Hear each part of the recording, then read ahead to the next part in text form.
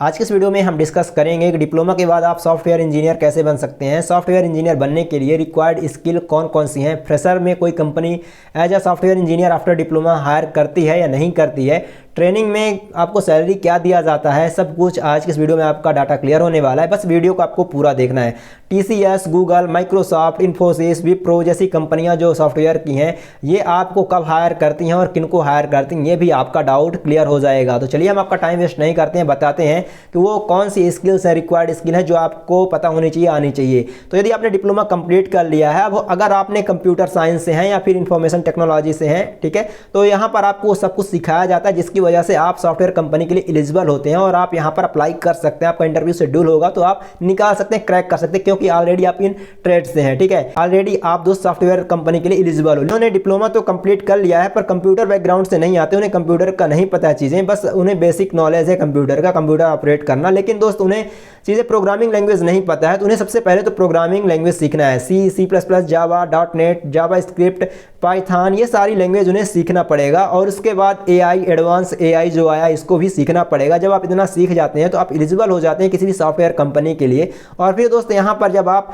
Apply करेंगे LinkedIn, naukri.com या फिर दोस्त और भी वेबसाइट हैं जहाँ से आप अप्लाई कर सकते हैं, कंपनी की ऑफिशियल वेबसाइट होती है, यहाँ पर अप्लाई कर सकते हैं। जैसे आप अप्लाई करेंगे तो यहाँ पर आपका इंटरव्यू शेड्यूल कराया जाएगा। जब आपका रिज्यूम शॉर्ट लिस्ट हो जाएगा तो यहाँ पर आपका इंटरव्यू शेड्यूल कराया जाएगा। इंटरव्यू क्रैक कर देते हैं तो आपको ट्रेनिंग में रखा जाएगा, जहाँ पर आपका फ्रेशर में सैलरी होगा 15 से 18 हज़ार रहता है। उसके बाद आपका पैकेज लगने लग जाता है ट्रेनिंग के बाद। वैसे बहुत से लड़के जो IIT NIT लेवल के होते हैं, अच्छी कॉलेज से पढ़कर पास आउट हुए होते हैं, तो दोस्त उन्होंने ग्रेजुएशन ही कर रखी होती है, तो उनका जो पैकेज लगता है वो 10-10, 12-12 लाख, 20-20, 25-25 लाख का भी पैकेज लग जाता है। यहाँ पर मैं सब कुछ आपको क्लियर इन्फॉर्मेशन दे रहा हूँ जो एकदम रियल ग्राउंड लेवल की बातें हैं, ठीक है। तो अगर आपने डिप्लोमा कंप्लीट किया है, अलग ट्रेड से हैं, तो आपके लिए मैंने बताया रिक्वायर्ड स्किल क्या है, आप कब एलिजिबल हो जाते हैं अप्लाई करने के लिए। आपको ट्रेनिंग में रखेगी कंपनी तो आपको 15 से 18 हज़ार रुपये ही देती है।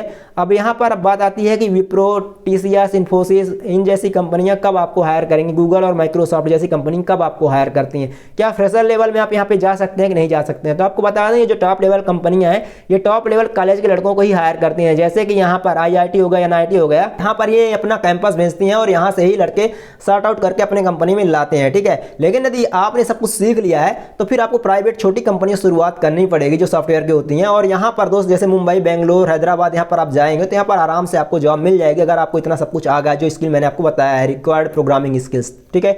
और दोस्त AI के बारे में जो मैंने आपको बताया है, AI और एडवांस AI यदि आप सीख जाते हैं तो अगर प्राइवेट लेवल में आप शुरू करेंगे 2 से 3 साल, 5 साल या 8 साल का एक्सपीरियंस हो जाएगा तो फिर आप एज टॉप लेवल कंपनी के लिए एलिजिबल हो जाते हैं यदि आपको काम अच्छा आने लग जाता है। हाँ, लेकिन आप कंटिन्यूअस लर्न करते रहेंगे, जो भी अपडेट आते रहेंगे उन्हें आप सीखते रहेंगे। कंटिन्यू अगर आप सीखते रहेंगे चीज़ों को तो फिर आपका यहाँ पे होने के चांस हो जाता है। आप अप्लाई करते रहेंगे तो आप कंपनी स्विच करेंगे तो सैलरी आपकी ऑटोमेटिक बढ़ती रहेगी। जब आप 2 से 3 साल एक्सपीरियंस हो जाता है तो आपको सैलरी 50-60 हज़ार, 80 हज़ार, 1 लाख तक आप पहुंच जाते हैं, ठीक है। सो आई होप आपका डाटा क्लियर हो जाता है। डिप्लोमा के बाद आप किसी भी प्राइवेट MNC सॉफ्टवेयर कंपनी में किस तरह से सॉफ्टवेयर इंजीनियर बन सकते हैं। थैंक यू चैनल विजिट करने के लिए, आपका बहुत बहुत धन्यवाद। दोस्त वीडियो हेल्पफुल रहा तो चैनल को सब्सक्राइब करके जाएं, इससे हमें मोटिवेशन मिलता है। हम आपके लिए ऐसे कंटेंट रिसर्च करके लाते रहते हैं। धन्यवाद।